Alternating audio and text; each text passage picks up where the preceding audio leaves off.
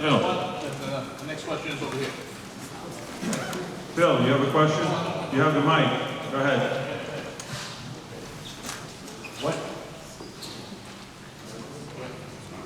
When it comes to spending associated with the homeless issue, as well as, in particular, homeless shelters, Mayor de Blasio's policies, or specifically his lack of policies, appears to continue to spend good money after bad.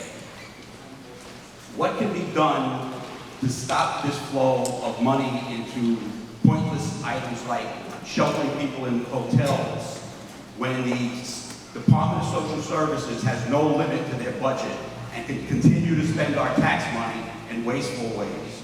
And putting people in temporary quarters or hotel rooms is not a permanent solution, and in my mind, a total waste of our taxpayer money. Yeah. So,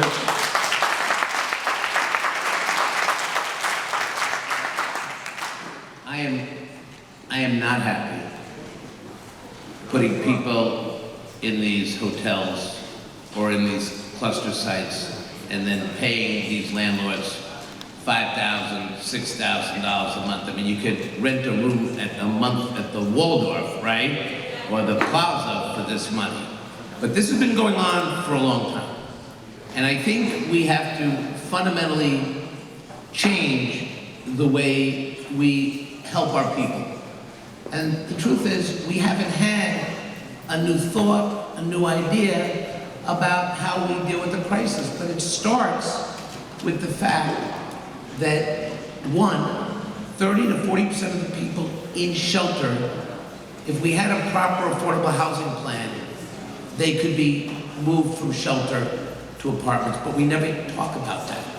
I want to hear a timeline that says we're going to create X thousand low-income permanent housing units to be used to move people from shelter to apartments. Now, some people may say, well, I don't want a low income in my, but we'll fight that, and I'm sure people object to that. But at the end of the day, we need to get people permanent housing because they have a job, they shouldn't be there, but there's nowhere to go. So we have to have a discussion about the kind of housing we're going to help create. You know, LaGuardia, when he was mayor, right, after the Depression, 1938, created the New York City Public Housing Authority before we had disinvestment. And it helped a lot of people. In fact, public housing was considered the gateway to the middle class because once you had a roof over your head, you could have a small job that turned into something really big. We have to start thinking about the solution on the back end as well. And that is what I think the frustration is when people say, well, what's going to happen? 60,000 goes to 65, goes to 70. Okay, how many shelters are we going to build around the city?